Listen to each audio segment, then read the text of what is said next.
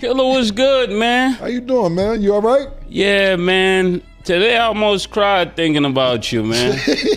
Cam started crying, man. For real, how you doing these days, man? I see you every day. This morning,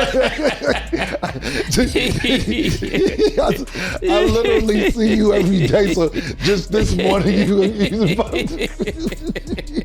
Cam going up against me is like Fredo going up against Michael Corleone. He's Cameo. Yo, just this morning you gonna cry for me? Yeah, man. Right, man. Yeah. I hear you, man. Well, I'm good. You never told me about you and Big L and Dame being in the car. And he told us right then and there that he would put himself in PC. Dad, I'm putting myself in PC.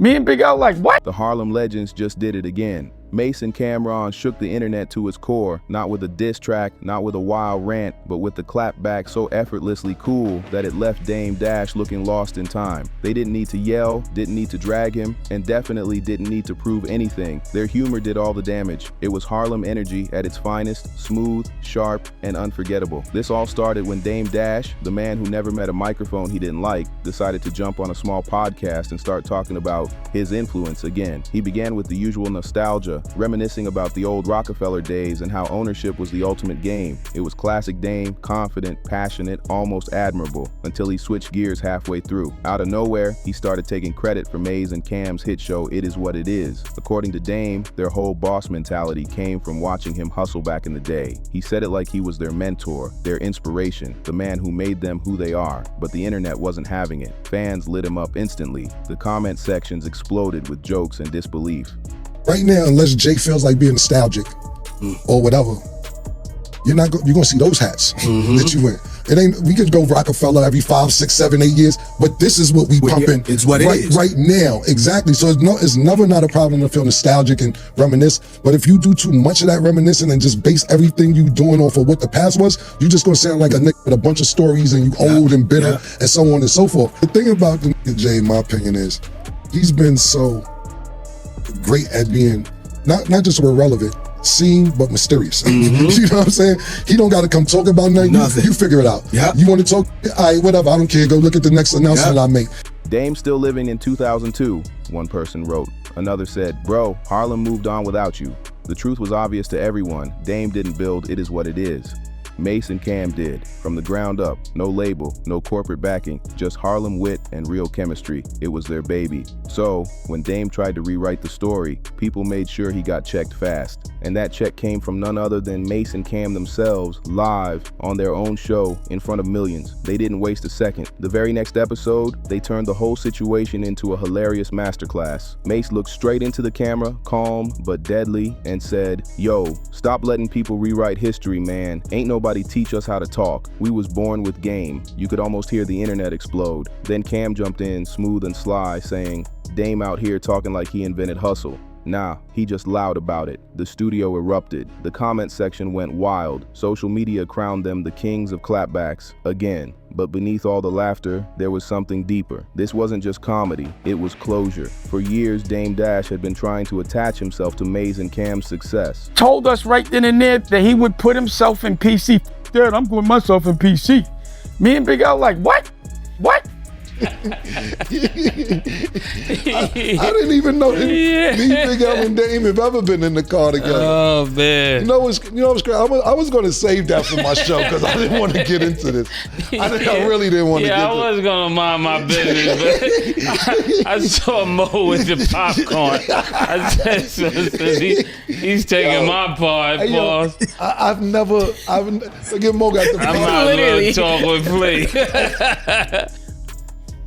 So we went to the side and was like, you know, afterwards we were laughing, but we were like, I was like, I will never hustle with him. He's a ball player and he does music. So I never really, he's a civilian. But you can't be saying you the best that ever did it in Harlem and you never sold drugs. And if you had to go to Ohio after you was a rapper, that's not the best that ever did it. How dare you say some shit like that? Acting like the proud mentor who never got his credit. But the truth was clear in their eyes. They were done letting him ride their wave. This was about setting the record straight, once and for all. See, this wasn't the first time Dame tried to pull that move. Every time someone from Harlem wins, Dame pops up in an interview talking about how much he inspired them. From Dipset's rise to Mase's comeback, he's always positioning himself like the godfather of Harlem hustle. But Harlem's evolved. It's not the same place it was in the early 2000s. The city outgrew him, and this roast was their poetic way of saying it out loud. When Mase and Cam started firing off their jokes, it wasn't just funny, it was symbolic. It was them stepping out of the shadow Dame had tried to keep them in. The message couldn't have been clearer. You're not our boss. You're just a memory. And you know, Dame felt that wherever he was watching from. After that episode dropped, the internet went absolutely crazy. Every major hip-hop page, every fan account, every meme page, all you saw were clips of Cam and Mase roasting Dame. People couldn't stop quoting them. But beyond the laughter, fans were praising how gracefully they handled it. No yelling, no drama, just smooth Harlem control. Cam delivered one line that instantly became legend. He said, "Every time we do something, somebody from the past pop up saying they taught us. Bro, you wasn't in the room when we was building this." That hit deep because it exposed the truth. Dame's pattern of trying to stay relevant by attaching himself to whoever's shining next. He did it with Jay-Z, he did it with Kanye, and now he's trying it with Mase and Cam. Then Mase followed up with one of the coldest lines of the night.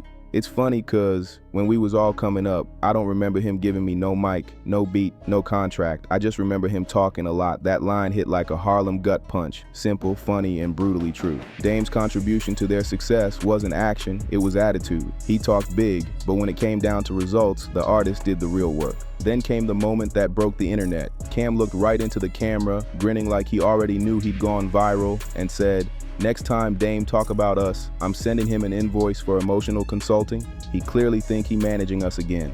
The whole studio lost it. Even the crew behind the cameras couldn't hold in their laughter. Within hours, that clip was everywhere. TikTok, Instagram, X, you name it. Millions of views, endless reposts, and comment sections filled with jokes like "Harlem's unpaid therapist strikes again," and "Somebody tell Dame this ain't Roc-A-Fella HR." Even big hip-hop blogs jumped on it with headlines like "Mase and Camron roast Dame Dash for rewriting Harlem history." But this wasn't just a viral moment, it was a cultural shift. Because for once, it wasn't about beef. Mase and Cam weren't coming from hate, they were coming from growth. They respected what Dame once represented: ownership, independence, boss mentality, but they've evolved past his outdated way of showing it. They proved that you can still be a boss and have fun. That confidence doesn't have to be loud to be powerful, and that's why this roast hit different. It wasn't cruel, it was classy. It was two Harlem legends reminding the culture that they don't need permission, approval, or validation from anyone, not even from the man who used to shout, "We bosses," the loudest. Now, to be fair, Dame Dash didn't become irrelevant overnight. Back in the Roc-A-Fella days, he really was that guy. Loud suits, louder energy, and always standing next to Jay-Z like his hype man and partner in empire building. He symbolized the early 2000 dream, that raw, unapologetic black ownership. But when the empire split, everything changed. Jay-Z moved quietly, building wealth and legacy in silence. Dame, on the other hand, kept talking. And somewhere along the way, that talk started sounding less inspiring and more bitter. Podcast after podcast, interview after interview, he kept preaching loyalty.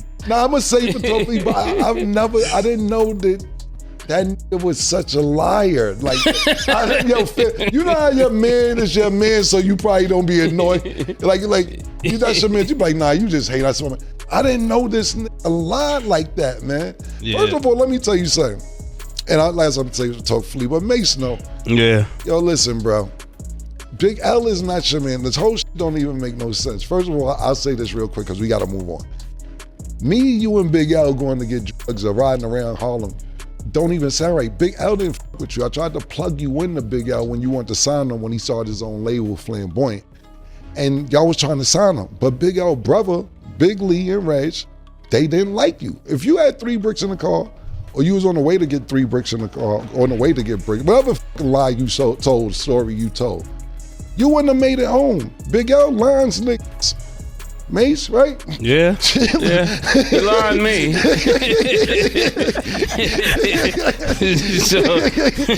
Morals and boss talk, but the world had moved on. The new generation doesn't need lectures, they need evolution. And that's exactly what Mase and Cam have shown. They've built their empire on humor, relatability, and pure Harlem authenticity. They're businessmen, entertainers, and storytellers all in one. No yelling, no ego, just charisma. When Mase said, "You can't take credit for something you didn't create just because you used to be around it," he summed up everything wrong with Dame's approach. It was calm, cutting, and impossible to argue with. Then Cam dropped another gem right after. He said, "You can't claim everybody's success just because you yelled the loudest in the room." That was the knockout punch, not just for Dame, but for every old school figure who refuses to let go of their past glory. It wasn't a diss to Harlem's history, it was a wake-up call. Because truthfully, Dame had every chance to evolve. He could have teamed up with Mase and Cam, supported them, and been celebrated as one of the OGs who paved the way, but instead, he chose to stay stuck in the same narrative, bitter, defensive, and clinging to an era that's long gone.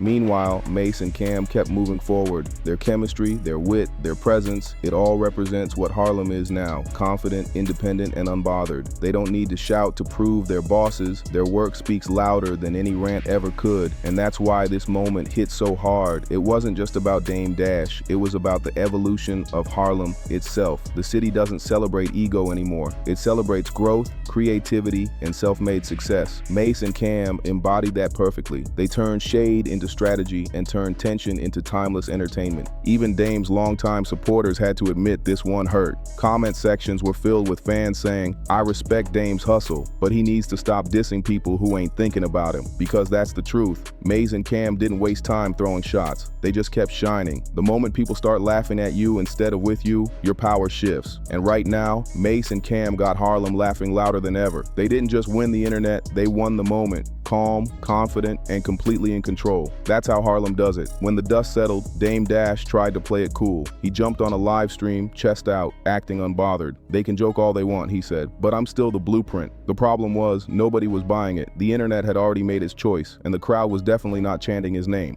Everywhere you looked, clips from Mase and Cam's roast were flooding timelines. The memes were relentless, the edits were hilarious, and the sound bites were on every reel. Harlem had spoken loud and clear. The future belongs to the builders, not the braggarts. Near the end of that viral episode, Mase summed it up perfectly. Calm, composed, almost poetic, he said, "We not beefing with nobody. We just telling the truth, and the truth don't expire." That line hit like gospel. It closed the case. Harlem's new era isn't about who used to shout the loudest back in the day. It's about who's still standing tall right now. Mase and Cam weren't out to destroy Dame Dash. They were just reminding him of where things stand. There's a difference between being a legend and being a liability. Dame's legacy still commands respect, but his behavior, that's another story. Over time, his attitude has turned that once golden image into a cautionary tale. Harlem's younger generation doesn't fear him anymore. They laugh. Then Cam sealed it with that signature Harlem swagger. "Harlem always gonna be Harlem. But we not stuck in 2001. We outside, we moving forward. You either evolve with us or get laughed at from the sidelines." And right now, that's exactly where Dame Dash is, on the sidelines, watching the same city he once helped shape move forward without him. Fans didn't give him room to breathe either. Under every post of "It is what it is," his name flooded the comments. "See what happens when you talk too much?" one wrote. "Dame better call Mase and Cam for a guest spot just to stay relevant," said another. What was once a feud turned into one big Harlem life lesson. Talk less, work more. The beautiful part, Mase and Cam aren't doing this out of spite. They're doing it out of pride, for Harlem, for culture, for the new generation. They love their city too much to let outdated egos keep blocking new voices. They built their platform as a pure reflection of Harlem's heartbeat, raw, funny, and unfiltered. Every episode carries that unique mix of comedy and truth that makes their chemistry electric. They don't have to shout, "We bosses," they are bosses. That's what separates them from the old school mindset. They let their results speak for them. No fake egos, no forced flexing, just consistency, confidence, and charisma. They've mastered what modern Harlem hustle looks like: authentic, entertaining, and profitable. Larry, what did you have to say about this? If y'all don't know, y'all keep bringing Larry's name up. You'd be like, "Yeah, I gave you Larry." I put you with Larry. Pause. Because your show, you're sitting next to Larry. I introduced you to Larry. Man, I got a lot, but a little. First of all, I'm the reason why he got sued. But what happened was Larry and I and Muddy Waters, the people that are suing me now, we all threw down on the movie and there was a disagreement of some sort. And this is the reason why I have all these lawsuits now. And I don't like the way Larry did his business and he hung up on me. The same qualities Dame Dash used to preach, they're now living. The irony is poetic. At the end of the day, this whole situation proves why Mase and Cam are winning. They don't chase validation. They don't waste energy arguing with ghosts from the past. And they don't trade insults, they turn them into viral content, cash, and laughter. That's the new Harlem formula. Build, joke, cash out, repeat. So yeah, Dame tried once again to sneak into their story, hoping to be seen as the architect, but instead of being remembered as the hero, he ended up the punchline. Because in 2025, the real bosses aren't the ones talking about ownership, they're the ones who actually own their platforms. And when it comes to Harlem's future, Mase and Cam made it crystal clear, the crown doesn't rest on nostalgia anymore. It belongs to the ones still putting in work, still connecting with the people, still moving culture forward. In the end, that's the truth Dame's struggling to face. Every time he tries to insert himself into someone else's win, it backfires. He keeps ending up as the meme instead of the mentor. This time, Mase and Cam turned him viral for all the wrong reasons, and the internet loved every second of it. The wildest part, Dame still doesn't seem to realize how deep this shift really goes. The game isn't run by gatekeepers anymore. It's powered by creators who built their empires from scratch. That's what eats at him most. Because Mase and Cam didn't just outgrow his influence, they outperformed it. They've proven that Harlem's new generation doesn't need anyone's cosign to dominate the culture. After the roast episode went viral, the industry started whispering too. People who used to work with Dame began quietly backing Mase and Cam. One old producer dropped a comment that summed it up best. He burned too many bridges to cross back. That one went everywhere because it was the truth. Dame's downfall was never about talent, it was about ego. He alienated everyone around him while preaching loyalty. And now, that same energy he put out is circling right back to him. Meanwhile, Mase and Cam are expanding faster than anyone expected. Their show keeps breaking numbers. Celebrities, athletes, and even politicians are lining up to sit in those Harlem chairs, hoping to catch some of that magic. What started as a fun talk show turned into a cultural movement, part barbershop, part debate club, part viral comedy show. It's the perfect mix of real talk and entertainment, and they built it completely on their own. No investors, no suits, just Harlem hustle, charisma, and brotherhood. Let's move on to A-Track. He talking about he ain't supporting A-Track album. One day Dame like, yo, this nigga ain't A-Track, he's nice, da-da-da-da. I'm like, all right, cool, Dame got an ear, he know what's going on. Let's do it. A-Track come to my house. This probably 2013, 14, I got a studio in my house. He come to my house, this word to everything I love. I'm cooking, I'm doing songs. I'm cooking, I'm doing songs. I'm in the middle of shuffling. You can ask anybody who there. Rocky, Dame's wife, his assistant, they all still around. Ask him. I'm shuffling, doing songs. I cooked a full course meal and knocked out 7 songs in like an hour and a half. 7 songs, and cooked everybody food, sandwiches, all that. That's me. That's how well-rounded I am. Dame can't deny it. You ask him about it, he tell you. He like, damn, Cam, you in here doing rhymes and cooking and yeah, man, take a turkey wing, man. Get a lamb chop, nigga. Let me go in the booth, spit these bars. And you dropping fire like that, boom, yeah, cool. I knocked the whole album out, maybe 2 trips. When Dame was there, it was cool, the album was cool. As soon as Dame leave, A-Track, and he my duty, all that, he's cool. Me and him, I have no problems. But he becomes all artsy. Do you think that if we put the snare where the treble should be, and then boom, we get another beat, A-Track is done. The part that stings Dame the most is that this was supposed to be his lane. For years, he's preached independence, ownership, and culture. But while he's been busy talking about it, Mase and Cam have been doing it. They turned his blueprint into reality and added a sense of humor he never had. They're proving that leadership doesn't need to be loud to be powerful. While Dame's going live to remind people he's the original boss, Mase and Cam are busy turning culture into conversation and conversation into currency. That's the real game now. Harlem's new power players aren't chasing nostalgia. They're creating moments that matter right now. The city's rhythm has evolved, and the ones who adapted are the ones writing the next chapter. This wasn't just a roast, it was a reality check. Harlem doesn't wait for anyone to pass down a crown anymore. The new generation takes it and polishes it their way. Mase and Cam didn't inherit anything, they built everything. They own their platform, their voice, their image, and now they own the conversation. Then he gets that honor up, and it's a lie what he said. It was a lie. So I'm like, why is he lying? And then I'm like, he knows Mook is in there. Pause. In the movie, Smoke Dizza, my OG Daniel, Black, you know, my whole crew. So you trying to diss my whole crew and make what they did whack, but everybody else says it's good. It was in the New York Times. Kanye gave the illest premiere and everyone said it was, I mean, everyone has said that. Why would you say that? Promote it. I'm saving you by not promoting it. Shit was nasty. You my man. I ain't gonna let you go outside like that. All them other niggas who let you go outside like that, they ain't your man. To me, this has been one big setup. I will say that. I think this whole from the jump is a setup. Harlem niggas don't do the Pat Pat Club. When you see niggas from Harlem, just give them a pound. You down with the Pat Pat Club? We not in the Pat Pat Club. How you down with the Pat Pat Club letting niggas pat your pockets? Dame gets on the blog and says, yeah, and this nigga Cam let 50 Cent smack him on the ass. You know, 50 patted him on his hips twice. He gave him a pat pat.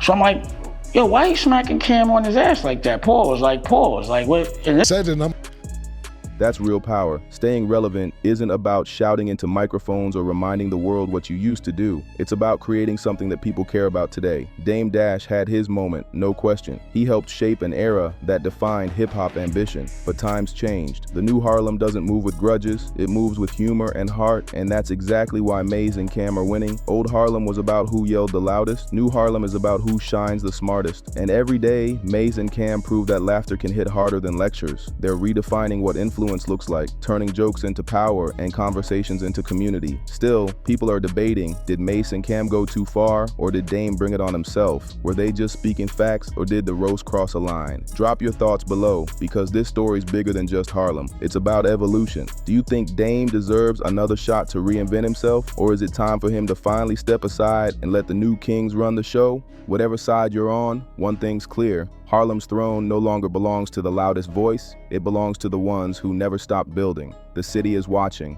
the culture is shifting. And you letting 50 smack you on the hips? And y'all chilling? Something must be going on. with an eye patch and no top teeth, I gotta take it easy. But do remember, I will have teeth next week. Holla.